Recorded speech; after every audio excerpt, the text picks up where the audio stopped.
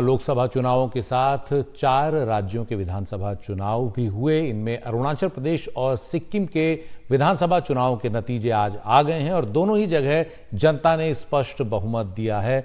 दोनों राज्यों में तस्वीर साफ हो चुकी है।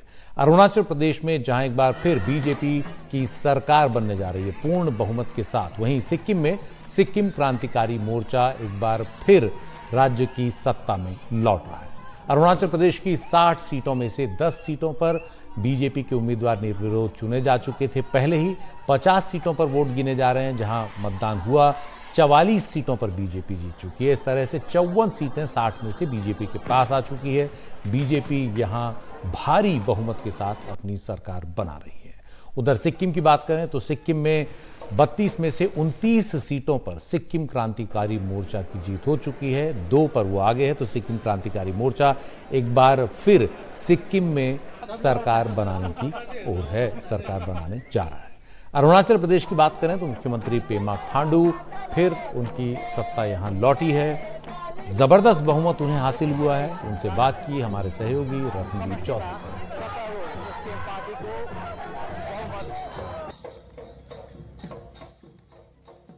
This is a big victory for you. What are the reasons do you think that this time the victory has been even bigger than 2019 when BJP of its own formed the government? इस बार का जो victory हुआ है ये public ने एक अच्छा mandate के साथ में एक नया रिकॉर्ड दिया है भारतीय जनता पार्टी को। 2019 इलेक्शन में we won by 41 seats out of 60 and this time in 2024 we have been able to add 5 more seats. As of now we are 46 in BJP.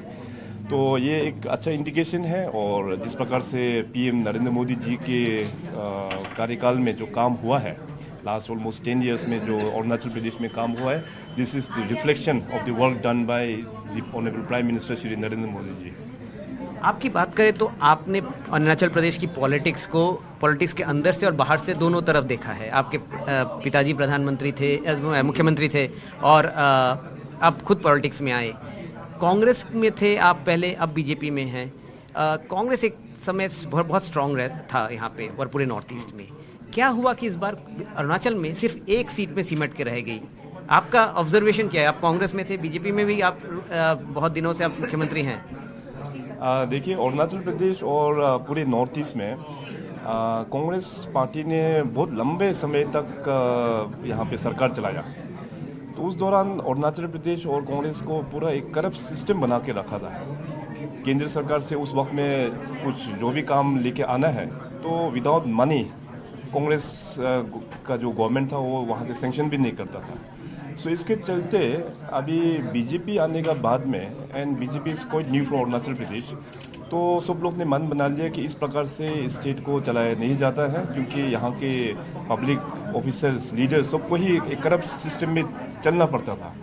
तो सब लोग ने ये निर्णय लेके तो पूरा बीजेपी में ज्वाइनिंग हुआ और बीजेपी इस पार्टी विद द डिफरेंस यहाँ में करप्शन का इवन सी तक भी नहीं चलता है। यहाँ पे कांग्रेस तो पूरा करप्शन से ही भरा हुआ है।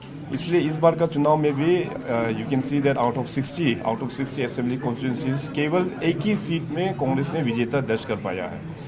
इससे ये इंडिकेशन है कि पूरे अरुणाचल प्रदेश की जनता they have rejected the Congress party from our state. तो आपने तय कर लिया है कि नेक्स्ट कौन से गांव में जाना है पैदल चल के?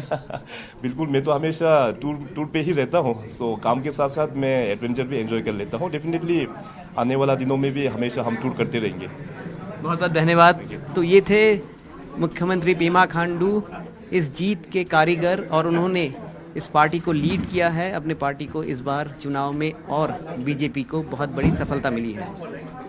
ईटानगर से कैमरा पर्सन संजय चक्रवर्ती के साथ रत्नदीप चौधरी, एनडीटीवी इंडिया।